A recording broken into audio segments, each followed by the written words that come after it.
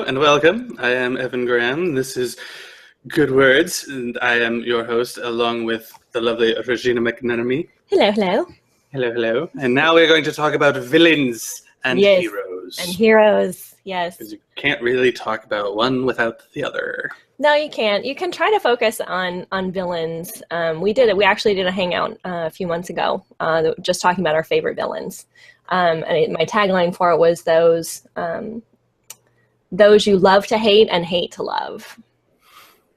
And you do have to always have kind of both. Like you can have a story where everybody's more or less on the good side. I'll compare two recent examples. In fact, Civil War and Suicide Squad. Yes. Civil War is all about heroes fighting each other. Yes. Suicide Squad is all about villains fighting each other. But in Suicide Squad, you've still got a worse villain they're all fighting. And in Civil War, there still is kind of a villain who causes this all to happen. So you always kind of have to have a dynamic between the two.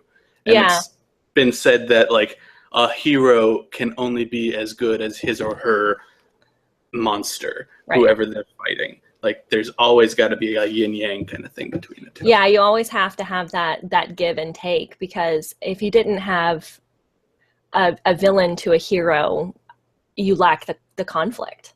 And that's a good place or good focus on where the conflict comes from in a lot of stories. And that's oftentimes we think of heroes and we think of heroic traits. And a lot of the heroic traits were bravery and strength, often physical strength. These are concepts and ideas that are really changing in our modern storytelling, because I think we think our characters are much more human. They're much less likely to be I don't want to say stock characters, even though we're going to get to stock characters eventually in the series. But you have just sort of flat, like if you think of Superman from when Superman was originally a concept, he was just good. Oh, yeah. He was always good. He was always brave. He was always strong. He could always do whatever it is that needed to be done. That's just who he was. But he wasn't terribly complex. And that's one of the reasons many people have said they don't care much for Superman, especially in recent years. Like I personally am not that engaged by Superman, partly because of that. There's never like the degree of conflict that I feel like I need in a superhero story. Yeah, and because his powers are so overwhelming and so unearthly, like literally he's an alien, right? And that's the basic idea. That's why he's so strong here. That concept, I think, tends to be a little bit more alienating as well. Yeah. Where you don't have that, this is this person who has these special abilities that are magically sort of given to him, or not magically, situationally given to him. And I don't relate to that character as much because of that lack of personal connection. So I think heroes can be complicated. And so let me ask you a personal question as a writer, Evan. How is it to go about trying to craft a hero? I work from what I know. I try to a degree, it comes from within me. I put aspects of myself into pretty much every character I write. But you never want to just write a person who is a clone of you. Right. Because for one thing, that's kind of boring because all of your characters will end up being the same. Right. And no differentiation between them at all if they're all people will notice that, and it won't resonate with them because you don't live in a world of clones. Like no matter how big your bubble is and how much of an echo chamber you live in, not everyone who's around you is exactly like you.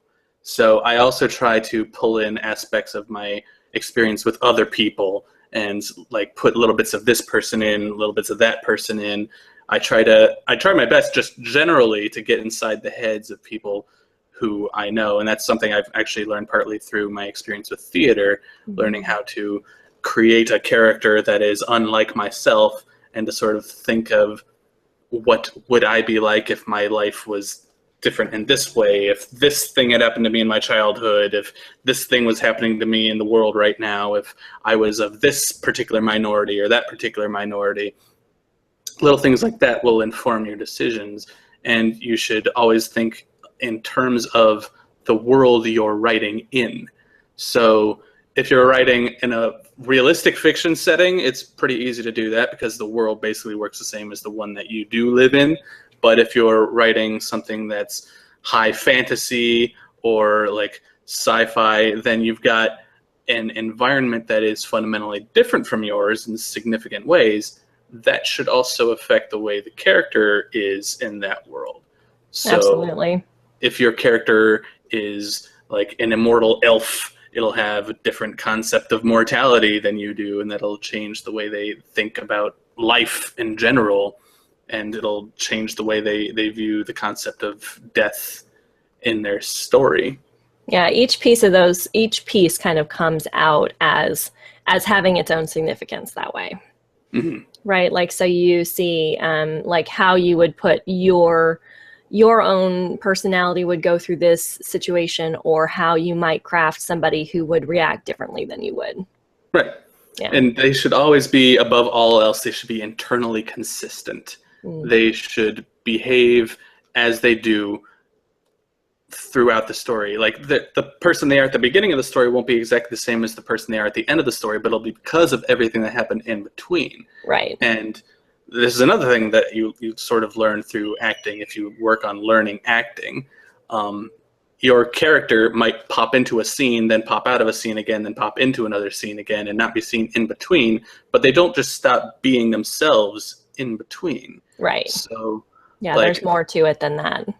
Right. Like a bad actor will just kind of treat a scene as its own thing and not pay any attention to what's going on in the character's head in that scene, and won't carry that over to the next. But well, you have to think about how that scene affects the entire show or the entire story. Because nothing is, no moments in our lives, that's the reason why we relate to our characters, our heroes or our villains, is when we can see aspects of our own lives in their experience. Right. And all of us have in our heads our, continuous reality of, oh, this is why my ideas about this changed at this point in my life, or I changed in this way at this point because of this event that happened. So we all have that internal consistency when we think about our own personal stories and our own narratives. And that's part of what I think we do look for when we're looking at our characters. And that's universal. That crosses cultures, and that would even cross species if you're talking about sci-fi or fantasy. Like your characters all will have this kind of experience of their life is fluid and it changes from time to time in different circumstances. So no matter what kind of a story you're talking about, that's something that your audience should be able to see in your characters, right, no matter how outlandish they are. Yeah, no matter how, how overblown their approaches may be or the decisions may be, you still want to see that line that connects them. And I would say that that's true both when we're crafting heroes and when we're crafting villains. Regardless of what type of character you're working on, you definitely want to make sure that they don't act out of who they are in that basis. And definitely in terms of like the way we view heroes and villains nowadays, as opposed to the way we used to like centuries ago. Like if you look at like mythology, then oftentimes you're like, depending on your mythology, you might have heroes that are not what we would consider to be heroic nowadays, but back then they probably were. But like the heroes are flawless. They're all Superman. Yes. Like none of them have weaknesses. They're all paragons of humanity. And the villains are literal incarnations of evil. Evil, yeah. Like dark, even dark, like in terms of representation, we talk about white hats and black hats for cowboys, right? Yeah. Making the symbols so cut and dry. And definitely if you look back in mythology, like, the bad guys were usually made of mud or dirt or other horrible things, where we definitely have a more complex sensibility of good versus bad now. When we did the villain hangout, I said one of my favorite villains was Spike from Buffy. Because I love the journey that he goes on when he goes and he actually gets his soul, and then he actually has to, suffer through the feelings and consequences of, a life of murdering, and how and he's just irreverent, and I kind of love that. I think the heroes and the villains that connect with us the most are the ones that we can identify aspects of ourselves in, because that makes us think the most. Like Right. if you have a hero who has some particular weaknesses that we identify with, we're like, hey, this guy's human, but still manages to like come out of this situation and be better. I could do that too. Right, Or exactly. you might have a villain who you're like, this person's just awful, but this one thing about him, I get that. I feel that too. I could become like that someday if I'm not careful, and that's Right. just as compelling. Yeah. Well, and that's where I think The Walking Dead is a really interesting story to look at. And I don't want to delve too deeply into it as an example. But I think the reason why stories like that are so popular and why they're so why they hit kind of the collective consciousness the way that they do is because people do put themselves in the shoes of the characters constantly. What would I do if I was in this situation? Could I become this person? You know, and watching the transformation of some of those characters, the first two that come to mind the most for me are Daryl and Carol. I think that they've had the most interesting story arcs, although I think the internal consistency of the decision making with some of those is problematic from the writing point of view. But I think that watching because both of them were very different people before the zombies came. Yeah, and that's one of the things specifically about The Walking Dead and most forms of post-apocalyptic fiction is that's kind of a specific way to make humans who are exactly like us to kind of boil them down to their essential elements. Because this is like, how much of what we do every day is defined by the society we live in? Mm-hmm. Like, if society, as we know it, suddenly just vanished and ceased to exist and we were left to just ourselves, what would we be like? Exactly. And what choices, what decisions would we make? How like these characters would we be? How different? And that's the thing where you look at heroes and villains in The Walking Dead and you have so much complexity, because it's really easy to say, oh, the villains are just the zombies. Technically, they're not. The villains in the stories are, you know, the different humans that they interact with. They are far, far more dangerous than the zombies they can control, the zombies they can understand. The zombies don't have, you know, complicated motivations. The zombies have one motivation and one thing to do. So that's where it's interesting storytelling too, is where you think you might have the villain or the bad guy or the big bad. And if you did have a whole group of zombies, that might be the big bad. But you have the complexity of other people as villains and antagonists for the story as well.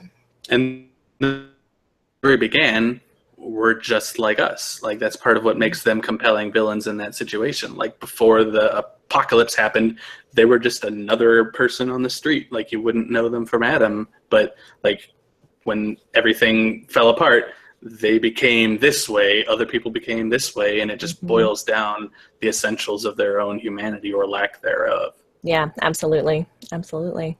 All right, well, I think that does a pretty good treatment for hero and villain. I agree. Yeah, I think we did pretty well there. All right, so thanks for listening. Again, if you have comments or questions about our discussions for heroes and villains, we'd love to hear them.